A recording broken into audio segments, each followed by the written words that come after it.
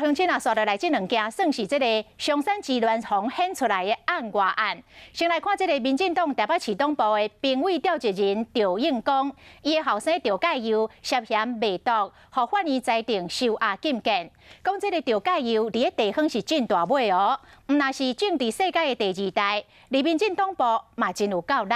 除了做过蔡英文总统竞选期间的台北市竞选总部的顾问之外，嘛来做过民进党台北市选对会主委，这等于是掌控着民进党伫个台北市所有的候选人。但是这个赵介佑的底子是真歹，莫因为食毒，甲这个救护车抢去开，伤害着无辜的人。佮因为暴力讨小，互收押过，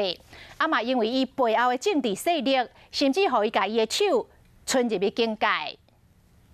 毒品案受刑人洪少提到北投分局，说会使和朋友近距离有讲有笑。3年前的旧相片引起大家讨论，因为翕相的人真特殊。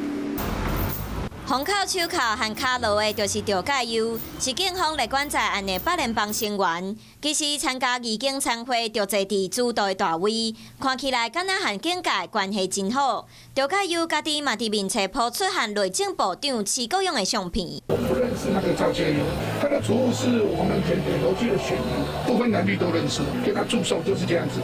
他的照相我也不知道他是他的孙。其实赵介佑是标准的正二代，爸爸赵应光捌做过民进党台北市党部第12到17届的执行委员，嘛捌做过代理党部的主委。阿哥赵心如是民进党台北市党部执行长，伊家己嘛捌做过台北市党部的党代表，而且是总统蔡英文选举期间的台北市竞选总部的顾问。不过5年前伫厝内吸毒和小弟相拍，警消到场，伊阁甲救护车抢走，弄3台车。